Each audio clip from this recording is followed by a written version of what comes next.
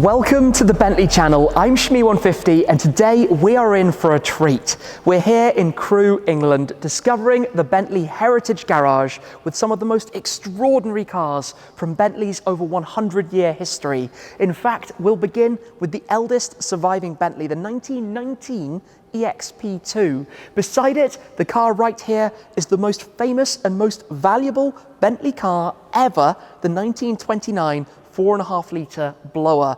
This is the Tim Birkin car, the number 2 of 50, the car that raced at the 24 Hours of Le Mans in 1930. We have cars that were driven and owned by W.O. Bentley himself. We have cars that represent each different period and era of the Bentley history, including cars that were the very last off the production line, or if we come all the way round to the 2016 Bentley Bentayga, that was actually the very first production car that came off the line. It is an extraordinary history and there's so much to discover, but let's rewind back to where it began over a century ago in 1919, in fact with the EXP1. Now that car no longer survives, but it's believed that parts from it found their way the same year into the car right here, over 100 years old, the EXP2 3 litre. It's hard to believe that that car is sitting right here beside me at the moment, but that is really, you could say, in terms of the cars here, where it all began, the very first year of Bentley Motors. We head from there though to this, the awe-inspiring Bentley Blower, the 1929 4.5 litre. There were 50 cars, but this is the very one that competed at Le Mans in 1930. It is the car that has given rise to the continuation series that we see from Mulliner. It is the car that really means so much to the world of Bentley.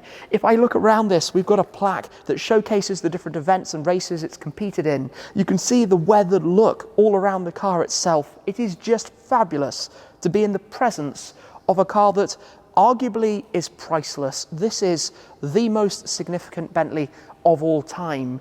But we move from the 4.5 litre Blower to the 8 litre from 1930. This was in fact W.O. Bentley's personal car for the first 2 years back then.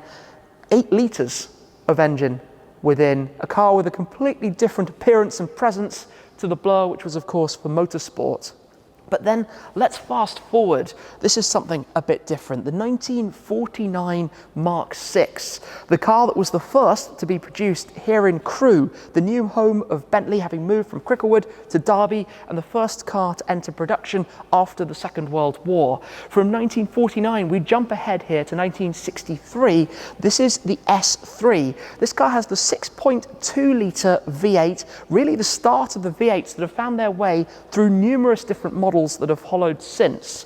If we jump ahead to the next chapter, this is a 1991, but it's the 1986 introduced Turbo R. It is the car that really set Bentley off on their own sporting pedigree, setting them off on their own path. Before we get to the Arnage Red Label. Now what's interesting about the Arnage Red Label is that's the first car that was introduced when Bentley became part of the Volkswagen Group, really kickstarting new things. The 6 3/4 litre engine, the V8 that we find on a number of different models that have come since, produced in pretty limited numbers as well.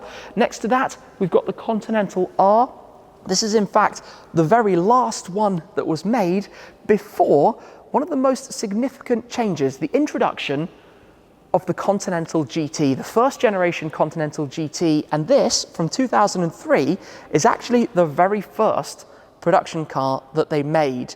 Who would have known back then how significant that was going to be? Now, 2 years after the original Continental GT, we moved to the 2005 Flying Spur, spec'd absolutely identically because again, the first ever production version of the Flying Spur in its first generation. It's amazing to be in the presence of these cars, but we head on to a trio of Bentleys again from this era, that fantastic engine, but in the Azure, the Arnage and the Brooklands. Technically 3 different derivatives of the same platform, the 2-door convertible, we have the 4-door saloon, and we have the 2-door luxury coupe.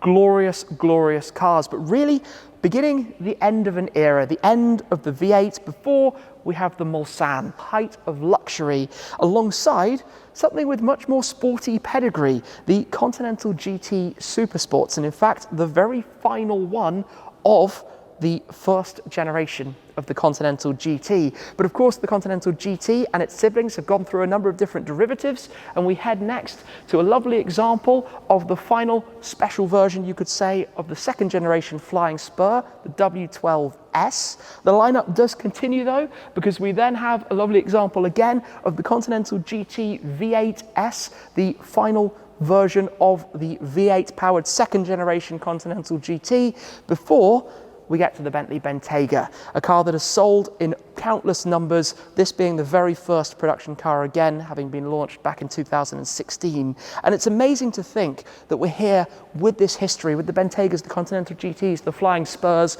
but rewinding it all the way back to the 4.5 litre blower, to the EXP2, to where this company began. You know, these were separated by 10 years. It was a very small company at the time, but with W.O. Bentley keen to go and race. That's what this was about motorsports, about setting the bar, about competing.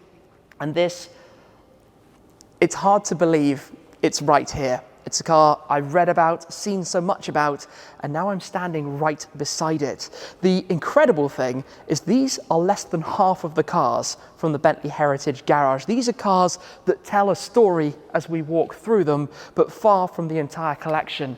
What an opportunity to be here at the Bentley HQ in Crewe, to be able to have a look around at the Heritage Garage. Thanks for watching.